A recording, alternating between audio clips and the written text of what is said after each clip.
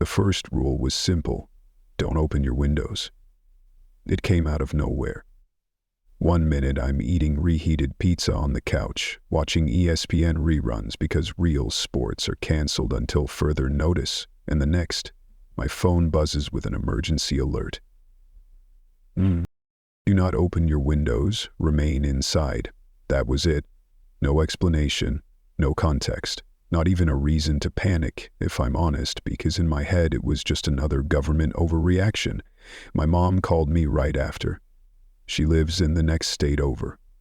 "Ellie, are you seeing this?" Her voice was too calm, like she was trying to keep me from flipping out. I told her it was probably just a gas leak or some chemical spill and I'd keep the AC. She didn't buy it. Moms never do. That night, the army rolled into town. Big green trucks blocking off the exits and setting up checkpoints on every intersection. I watched from my apartment window as two Humvees parked right in front of the 7-Eleven across the street. Soldiers got out, faces hidden behind mirrored sunglasses and black masks, guns slung low. One of them taped a sign to the convenience store's front door: closed by order of civil authority. By midnight, the whole city was on lockdown. You could hear the choppers overhead, circling. Nobody knew what was going on. I texted my friends, hit every news app I could think of. Nothing. Just a lot of "please remain indoors for your safety." They never explained what we needed safety from. I mean, safety doesn't bleed. The next morning, something was off.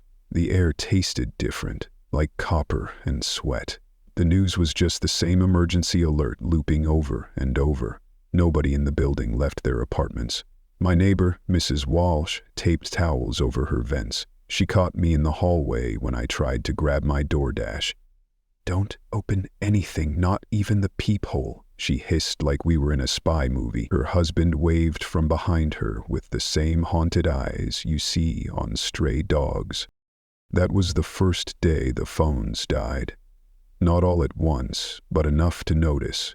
First it was texts taking too long, then calls dropping mid-sentence, then total silence. My internet still worked for a while, enough to see a thread on Reddit titled, "Anyone else's city get shut down for no reason?" Then the post disappeared. My DMs started vanishing too. I tried to FaceTime Rachel, my ex who lived downtown. It rang and rang, then suddenly her profile picture was replaced by a blank, gray silhouette. People started vanishing too. It was little things at first. The super for our building, old Mr. Rosenthal, never collected the trash that night. The Amazon guy who always blasted Taylor Swift from his van, gone. No packages for 2 days. The streets emptied out, except for the low-flying drones that zipped down the avenues, their cameras spinning, pausing every few feet like they were looking for something moving. Nobody knew what containment meant, but we whispered about it anyway. I heard a neighbor crying through the walls. She called someone and begged them to let her out, but there was nowhere to go. Every time someone tried to leave, soldiers would block them, sometimes dragging them back into the building. My friend Malik from the 3rd floor said he saw a man try to run. He didn't get far. They cuffed him, tossed a black bag over his head and shoved him into the back of a van. The rest of us watched from our windows, silent, pretending not to see. But that was nothing compared to the man on the corner. He showed up on the 3rd day when the sun was burning orange and the air was thick. He just stood there, right under the streetlight, like he didn't care about the curfew. He was barefoot, his clothes ripped. I couldn't see his face clearly, but I saw his mouth moving, screaming something over and over. Nobody could hear what. He lurched toward the intersection, arms stiff, stumbling as if his feet were broken. The soldiers hesitated, then rushed him. He kept screaming, even as they tackled him, even as one of them bashed his head with a rifle. I watched the blood spray out, black against the pavement. When they dragged him away, he was still twitching. After that, people started covering their windows. Someone, I think it was Malik's girlfriend Jenny, suggested we block out all light so no one could see in or out. It felt dumb, like we were in a horror movie. But we did it anyway. Blankets, cardboard, tinfoil, whatever you could find. I smashed my Ring camera with a hammer, paranoid someone could hack it. We unplugged everything. I kept a baseball bat by the door. It felt like we were fighting something, but no one could say what. That night, someone came knocking. Not a fist, just a slow, scraping sound, like a fingernail dragging across the wood. I didn't answer. I didn't sleep. Every muscle in my body tensed, listening for footsteps or another scream from the street. But there was nothing except my own breath and the distant rumble of helicopters. And the sun came up. I opened my eyes to a new kind of fear. We were all trapped. No one told us why, but the rules had changed, and the first one was, never open your windows. The quiet didn't last. Maybe 2 days, maybe 3. It all blurred. We were all so tired. Everyone tried to stay calm and pretend, but nobody slept. Jenny's little brother had a panic attack in the stairwell. Mrs. Walsh put up a note on every door. Keep calm. Do not let anyone in. Do not open your windows. The sound of her pen scratching felt louder than everything. Then came the first night. I should have known something was wrong by the way the air pressed against the building, making the walls groan. Around midnight, a scream ripped through the dark. It started on the 6th floor, a woman's voice, shrill and breaking. Then another joined in, this one barely human. Someone pounded on my door. I held my breath and didn't move. I could hear voices from the hallway, muffled, weirdly flat. Something heavy crashed against a wall. Then, silence. The next morning, the stairwell smelled like bleach and meat. 2 doors were splintered. Jenny knocked quietly on mine. She was shaking so bad, I thought she might fall over. "Malik's missing," she whispered. "They say he went outside, but that's a lie. He wouldn't." We gathered in my apartment. Me, Jenny, Mrs. Walsh, a couple from 5B. Nobody trusted the soldiers anymore, and we didn't talk about the man on the corner. We just made new rules. Block the windows. Stay together at night. Don't talk on the phone, even if the line comes back. Destroy any camera you didn't buy yourself. Jenny found a YouTube video teaching us how to make a bat into a weapon. She played it on mute. The rest of us watched and nodded. It felt stupid, but what else could we do? We heard footsteps outside the next night, heavy, dragging. At exactly midnight, something started scratching on the floor below, slow at first, then frenzied. I pressed my ear to the wall. Someone was chanting. No, begging.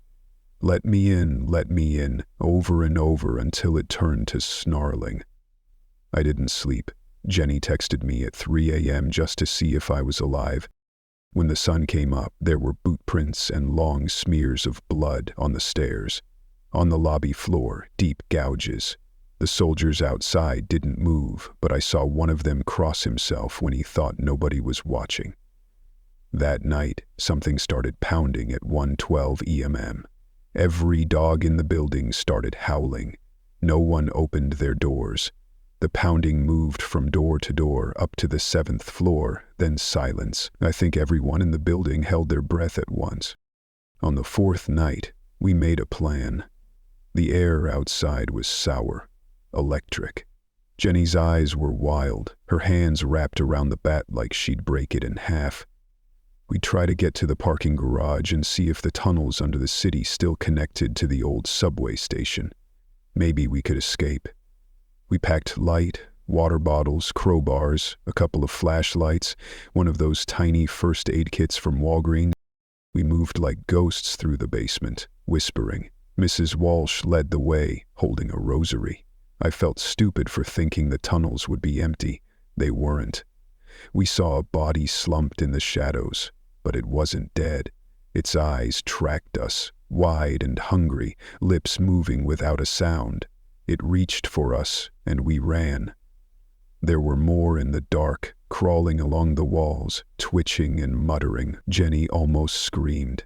I dragged her along, squeezing her hand until she whimpered. We stumbled out into the old subway, breathless and shaking. Jenny vomited. I just stared at the tiled wall, reading the same ad for a personal injury lawyer over and over. Mrs. Walsh kept muttering prayers. The others were silent. We moved through the tunnels, listening for anything behind us.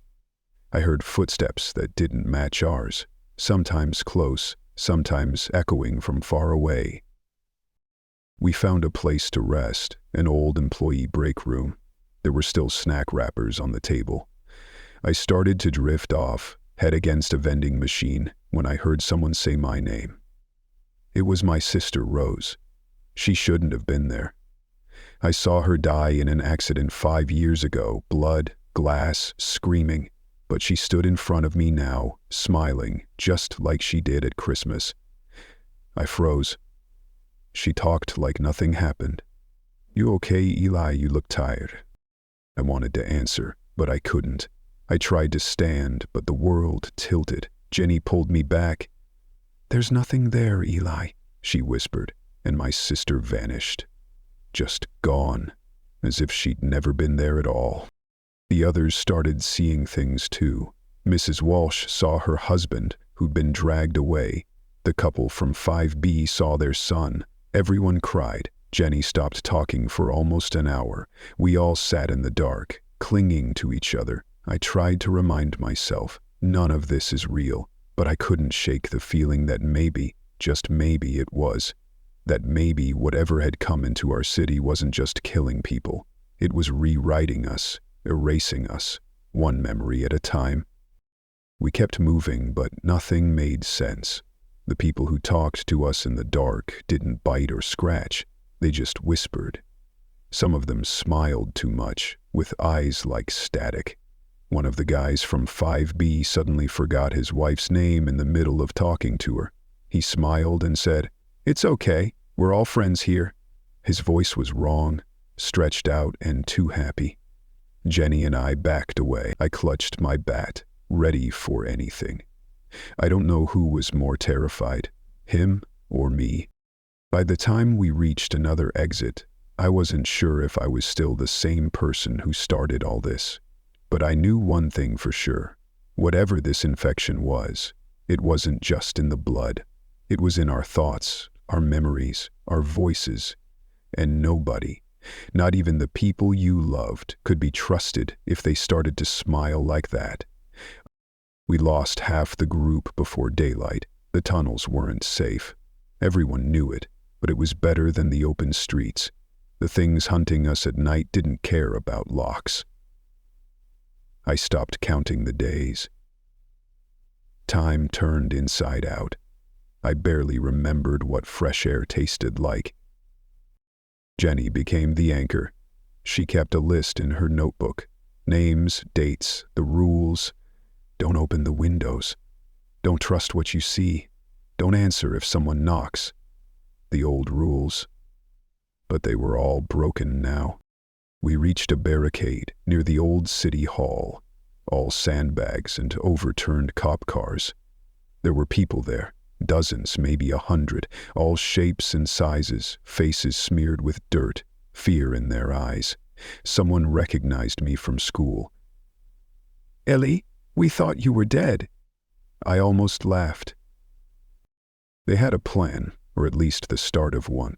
The government checkpoints were holding families hostage. Soldiers patrolled, but mostly they just looked scared. People talked about things they'd seen, neighbors who came back wrong, officers who shot themselves after a shift, strange signals on the radio.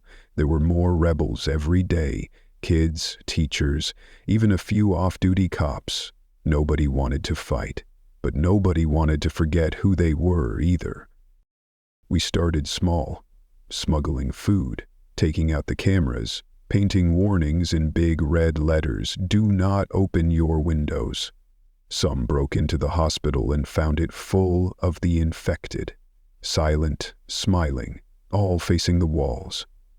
The air was thick with ammonia and disinfectant. Nobody stayed in there long. The first real push happened when someone's brother got dragged off by soldiers and never came back. That night, we raided a checkpoint.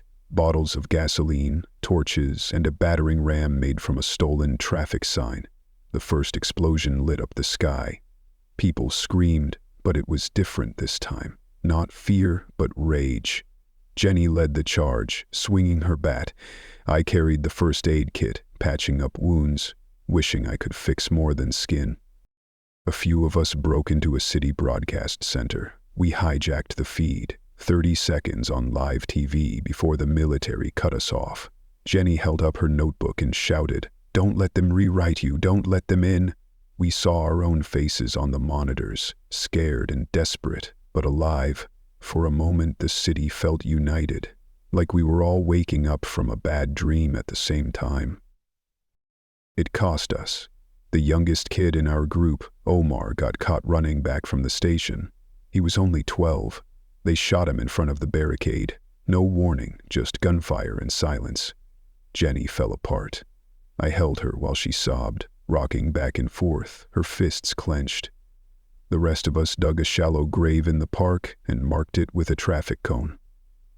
That was the moment I realized none of us were numbers. Everyone here had a name, a story, someone who cared if they lived or died. When we finally got a signal out, it was messy and short. I remember my voice shaking. There's something wrong in the city. They're not just sick. They're changing people. If you can hear us, don't trust the windows. Don't trust the soldiers. Help us. For a second, we heard a reply, static, then a voice. We see you. Help is coming. Then screaming. Gunfire.